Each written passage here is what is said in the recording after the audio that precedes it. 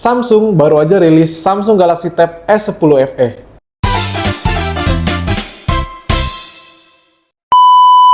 Setelah sekitar 1,5 tahun dari Samsung Galaxy S9 FE, akhirnya rilis juga ya. Tapi kali ini Samsung rilisnya cepet juga ya. Biasa tuh perlu nunggu sekitar 2-3 tahun baru rilis seri berikutnya.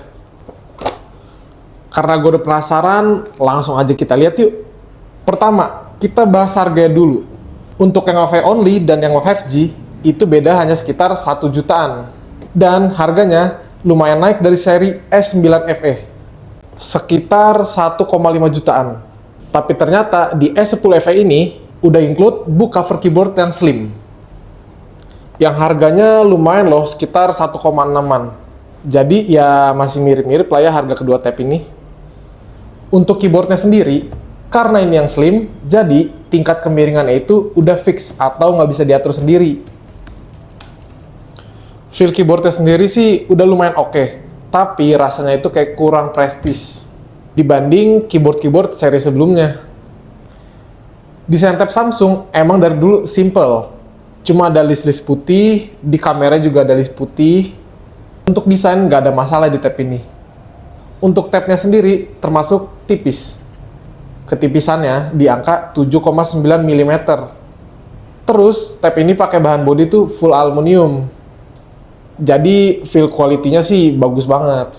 Dengan bahan full aluminium, tab ini nggak bakalan mudah bengkok atau bending. Untuk desain samping dan bawah, ada charger port yang masih sama pakai Type-C.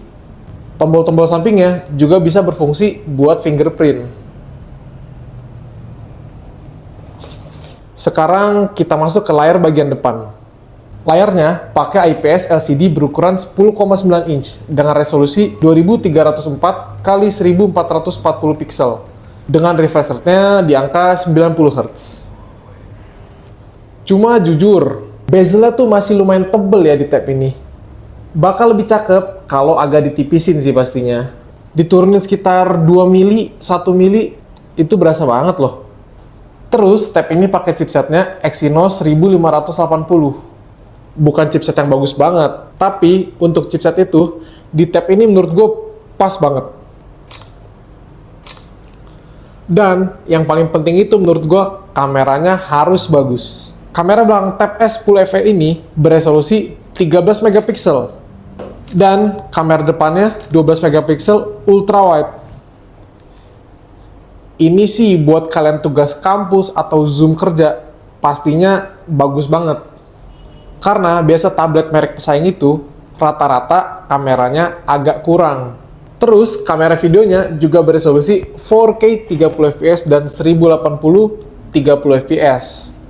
Dan Samsung sendiri klaim bahwa tab ini cocok untuk video call. Untuk video call sama pasangan kalian yang LDR sih, ini cocok banget ya. Dan untuk RAM-nya, dia punya 2 varian. Ada yang 6GB sama 8GB. Untuk memori internalnya juga ada 2, yaitu 128GB dan 256GB. Tapi kalau itu tergantung kebutuhan masing-masing ya. Kalau cuma pakai buat YouTubean atau tugas-tugas kuliah, yang 128 pastinya cukup. Tapi kalau kalian fungsikan tab ini sebagai laptop kerja harian atau dipakai buat yang daily, langsung ke yang maksimal aja yaitu 256 dan RAM 8. Kapasitas baterai tab ini punya kapasitas yang cukup gede, di angka 8000 watt plus ada fast charging 45 watt. Jadi menurut gue tab ini masih recommended banget dengan fitur-fitur AI dan berbagai fitur lain di dalamnya, dan harganya yang pastinya masih masuk akal. Kalau menurut kalian gimana? Kalau ada pertanyaan-pertanyaan yang belum gue bahas di video ini, kalian bisa komentar, nanti pasti gue bahas satu-satu. Oke, see you next time.